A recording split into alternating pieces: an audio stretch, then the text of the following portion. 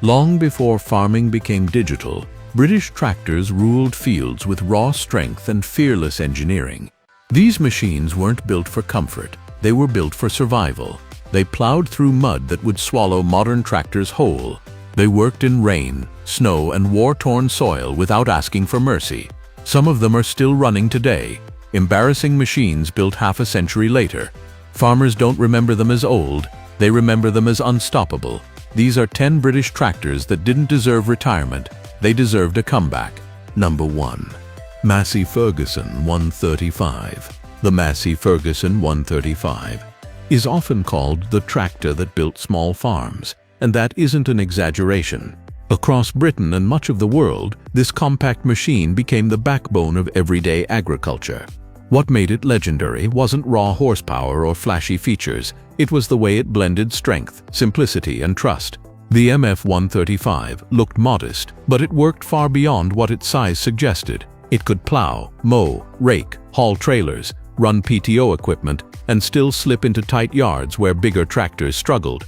It was a tractor that adapted to the farmer, not the other way around. One of the greatest strengths of the 135 was its mechanical honesty. There was no mystery to it. You could see how it worked. Fuel in, air in, power out. The layout made sense. When something went wrong, it didn't feel like the machine was hiding its problems. Farmers learned to fix them themselves, often with little more than spanners, patience, and experience. That sense of ownership, of understanding your machine, is something many modern operators miss today. With new tractors, even small faults can immobilize the machine until a dealer arrives with diagnostic tools. The MF135 belonged to an era when the tractor belonged to the farmer. The reputation of the 135 for starting after long neglect is almost mythical, yet widely true. Stories circulate of these tractors being pulled out of hedgerows, barns, or sheds after years of rest, only to fire up with fresh fuel and a charged battery. That isn't luck, it's design. Robust engines, simple fuel systems, and conservative engineering meant the tractor wasn't operating on a knife edge. It had margins. It forgave age and abuse. A modern comeback of the MF135 concept would be powerful in today's market.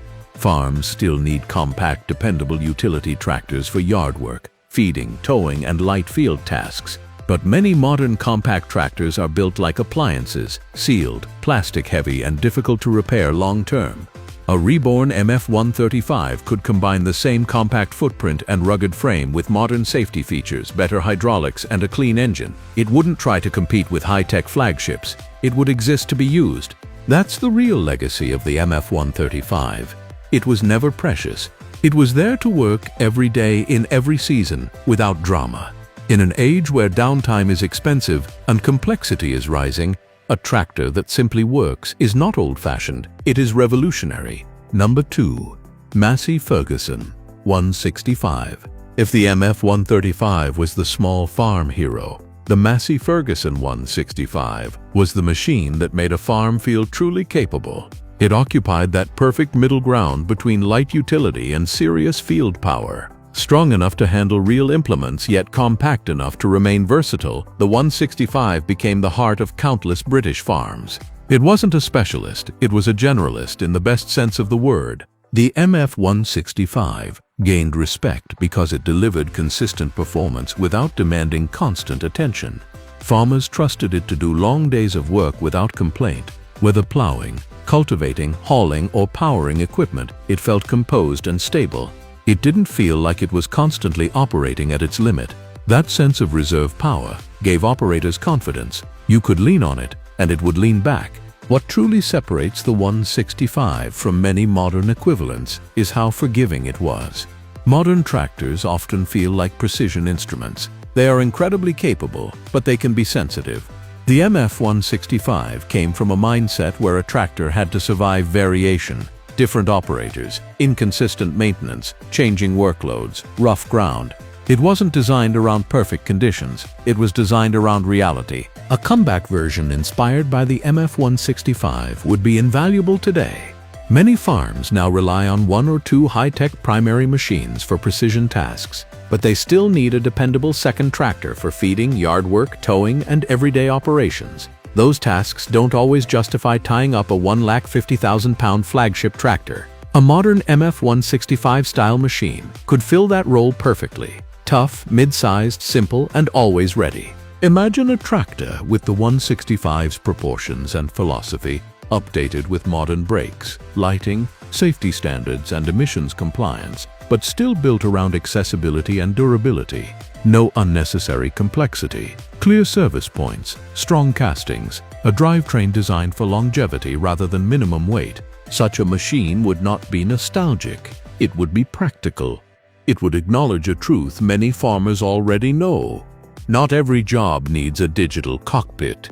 Some jobs just need a tractor that starts, pulls, and keeps going. Number 3. David Brown 990 Impulmatic. The David Brown 990 Impulmatic represents a distinctly British approach to tractor design, thoughtful, purposeful, and grounded in real farm needs. Even its name reflected its mission. Impulmatic suggested a machine designed not just to move, but to work intelligently with implements. It wasn't about brute force alone, it was about control, balance, and usability. What made the 990 special was how considered it felt. Operators often remarked that it behaved predictably and smoothly. It didn't fight the driver, it worked with them. The controls felt logical, the power delivery felt measured. For its era, it provided a refined working experience without drifting into complexity for complexity's sake. This balance is exactly why it deserves a comeback. Modern tractors often swing to extremes, either highly advanced and digitally dense or stripped-down budget machines that sacrifice longevity. The 990 occupied a middle philosophy, intelligent design without dependency. It offered sophistication through mechanics rather than software.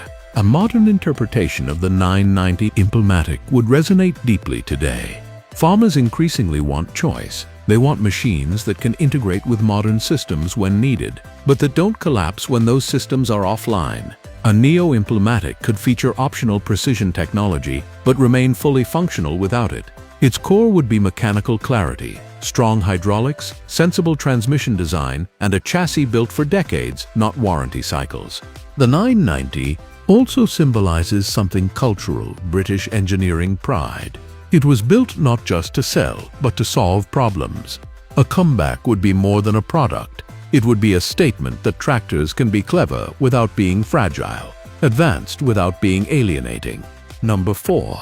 David Brown 1210. The David Brown 1210 often lives in the shadow of more famous models, yet among those who used one, it carries a reputation for strength and resilience. It was a tractor that felt serious. It had presence in the yard and authority in the field. When you hitched a heavy implement behind it, you didn't wonder if it could cope, you assumed it would. The 1210 embodied the idea that a tractor should feel structurally confident. It didn't rely on lightness or clever marketing. It relied on mass where it mattered, strong components and conservative engineering. That translated into a machine that could endure heavy work without feeling strained.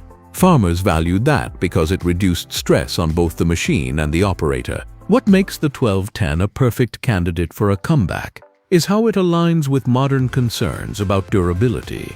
Today's tractors are marvels of technology, but many operators feel they are more delicate than their predecessors. Repairs are expensive, downtime is longer, and in some cases the machine feels less like a tool and more like a system you must negotiate with. A modern 1210-inspired tractor would be unapologetically tough. It would be aimed at the jobs that still define farming: pulling, lifting, towing, and enduring. It would feature a strong rear end, robust hydraulics, and a frame designed to absorb decades of stress. It wouldn't chase extreme efficiency at the cost of lifespan. Instead, it would prioritize survivability. This kind of machine would appeal to farmers who want something they can rely on when conditions are bad, when schedules are tight, and when work cannot wait. The original 1210 gave that feeling. A modern version could do the same, reminding the industry that strength is not outdated, it is timeless. Number 5. Fordson Dexter. The Fordson Dexter holds a special place in British farming history because it wasn't just a tractor, it was an entry point into mechanized agriculture for thousands of small farms. Where larger machines felt intimidating or financially out of reach, the Dexter felt approachable. It was compact, affordable, and honest. It didn't promise miracles, it promised work, and it delivered. For many farmers, the Dexter was their first proper tractor. It replaced horses, tired old equipment, and inefficient routines. Suddenly, tasks that took hours became manageable. Yard work, light plowing, mowing, spraying, hauling, everything became faster and more consistent. The Dexter didn't dominate fields, but it transformed daily life. It gave farmers time back. And in agriculture, time is everything. What truly made the Dexter beloved was its character. It felt friendly. You could climb on, understand it quickly, and feel confident. It didn't overwhelm new operators. At the same time, it was tough enough to be trusted. It endured cold mornings, muddy yards, and uneven maintenance schedules. It wasn't fragile. It didn't punish you for being human. That's why the Dexter deserves a comeback in today's world. Small farms, homesteads, and mixed-use properties are growing again. People want land, they want animals, they want to grow food. But many modern compact tractors feel like consumer products rather than lifelong tools. They are filled with plastic, sealed systems, and components that age poorly. They work until they don't, and when they fail, owners often feel powerless. A modern Fordson Dexter-style tractor would flip that script. It would be compact, but built like a real machine. Steel where it matters, components designed to be replaced, systems that can be understood without a laptop. It would still meet modern safety and emission standards, of course. ROPs, proper lighting, cleaner engines, but it would carry the old philosophy forward. This tractor belongs to you. Number 6. Fordson Major. The Fordson Major was not subtle. It didn't try to look refined or modern. It looked like what it was, a serious piece of machinery built to endure hard labor.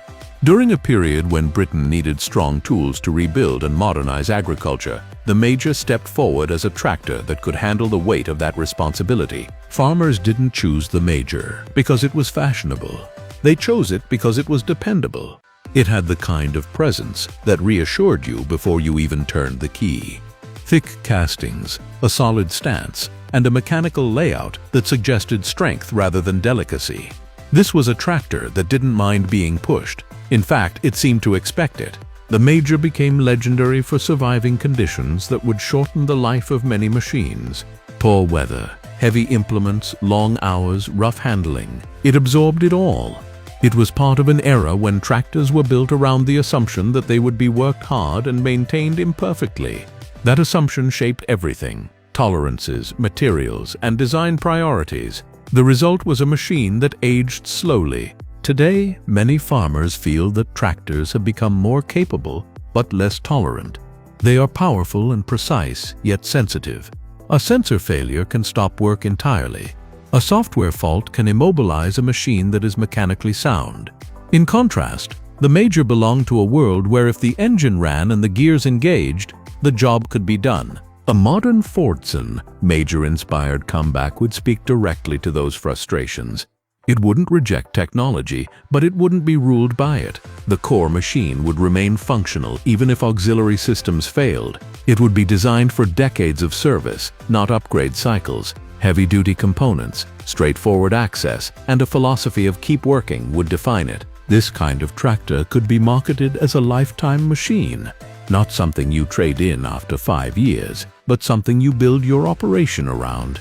In an age of uncertainty, that promise carries enormous weight. The Fordson Major once represented British strength and reliability. A modern successor could do the same, reminding the industry that toughness is not old-fashioned, it is essential. Number 7. Nuffield 10 and 60. The Nuffield 10 and 60 was never shy. From the moment you saw it, you knew it was different. That bright orange paint, the confident stance, the unmistakable British attitude. It wasn't trying to blend in. It was built in a time when tractors still carried personality, when machines reflected the character of the people who designed and used them. And the 1060 wasn't built to impress showrooms, it was built to work. What made the Nuffield 10 and 60 special was how honest it felt. It didn't pretend to be something it wasn't. It was a working tractor designed for British farms, British weather, and British reality. Muddy yards, damp fields, long winters, short harvest windows. This machine understood its environment. It was rugged, mechanically straightforward, and capable of real farm labor without constant attention. Farmers who ran enough fields often speak about them with a certain affection. They weren't perfect, but they were loyal. They started when asked, pulled when needed, and rarely surprised their owners in unpleasant ways.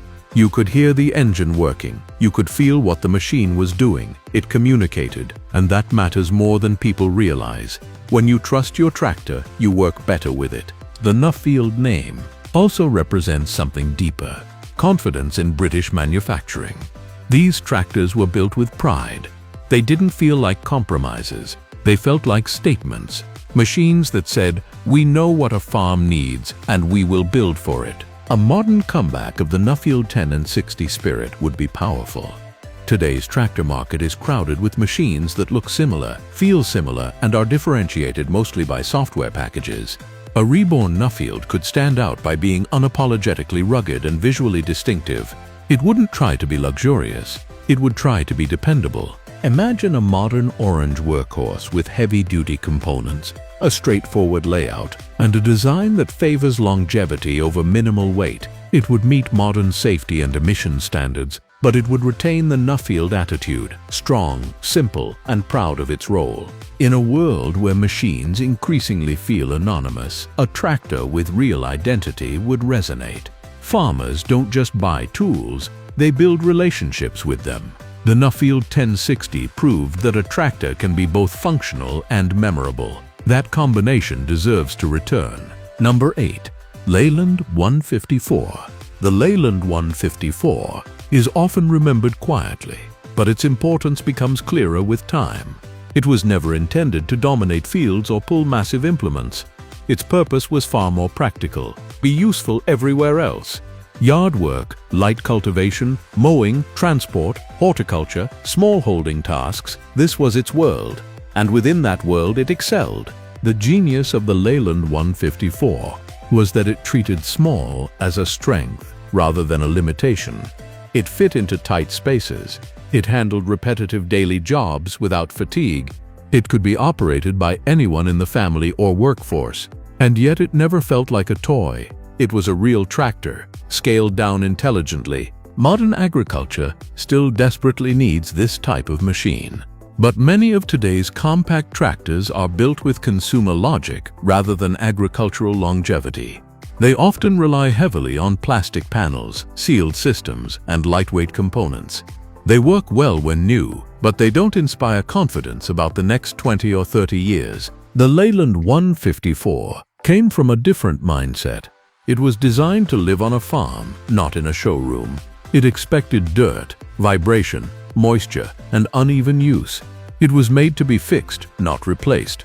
That philosophy is exactly what's missing in much of the compact segment today. A modern Leyland V-style comeback would target real utility, not lifestyle branding. It would be compact but tough. It would prioritize strong PTO performance, reliable hydraulics, and excellent visibility. It would have modern safety equipment, ROPs, proper lighting, improved braking, but its core would remain mechanical and accessible. This kind of tractor would be perfect for mixed farms, market gardens, orchards, livestock operations, and rural properties. It would be the machine that lives near the yard gate, always ready. The one that gets used every day. The one that becomes indispensable. The Leyland 154 proves that small tractors don't have to be fragile. They can be enduring. And in an era when people are rediscovering the value of self-reliance and long-term ownership, that idea has enormous power. Number 9. Leyland 270. The Leyland 270 belongs to a class of tractors that never chased fame but earned respect. It was built for work, not applause. On many farms, it became the dependable middle sibling, the tractor that handled routine jobs day after day without complaint. Feeding, towing, light fieldwork, yard operations. This was its rhythm. What made the 270 valuable was its balance. It wasn't oversized. It wasn't underpowered. It felt right for a wide range of tasks. Farmers didn't hesitate to assign it jobs. It was trusted, and that trust came from experience. It started, it ran, it worked. It rarely surprised its owners. Modern tractors are often highly optimized for specific roles. That's impressive, but it can also reduce flexibility. Many farms today juggle livestock, cropping, contracting, and side enterprises. They need machines that can adapt. A Leyland 270 style tractor is exactly that. Adaptable, robust, and unpretentious. A modern comeback would aim to be the utility backbone of a farm.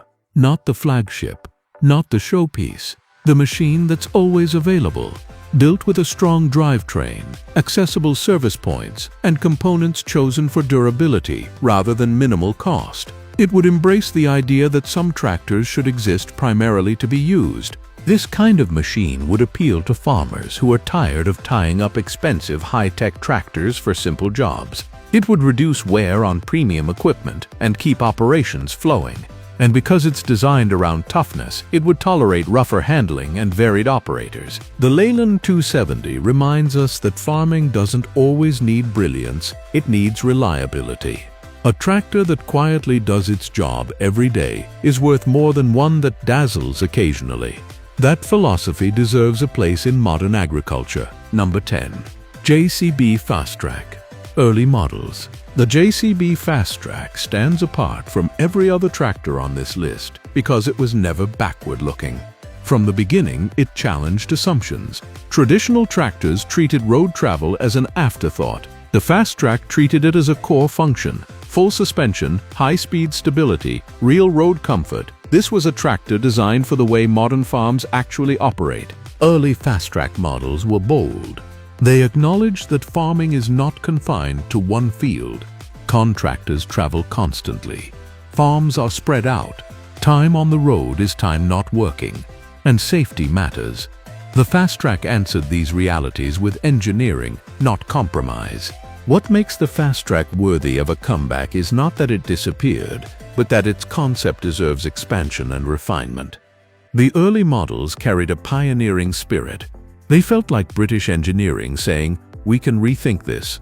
That attitude is still needed. A modern Fast Track-inspired family of tractors could redefine utility and transport roles. Machines optimized for fast, safe movement between jobs. Tractors that bridge the gap between agricultural equipment and road vehicles, perfect for contractors, mixed farms, and logistics-heavy operations. The key is preserving the boldness. The Fast Track should never become just another tractor with a different badge. It should remain an alternative way of thinking. Efficient on the road, stable at speed, comfortable for long hours, still capable in the field. In a future where farms grow larger and more spread out, this philosophy becomes even more relevant. The Fast Track proved that British manufacturers can lead rather than follow. It deserves to continue doing so, reminding the world that innovation and toughness can coexist. These tractors weren't just tools, they were partners. They rebuilt farms, carried families through hard times, and turned broken land into life. Modern tractors are smarter, cleaner, and more advanced, but they haven't earned this kind of loyalty yet. These British legends were built with soul, not software. If one of them rolled back into production tomorrow, which would you bring back to your fields? Drop it in the comments. And if you respect machines that built nations, hit subscribe, because some legends were never meant to fade.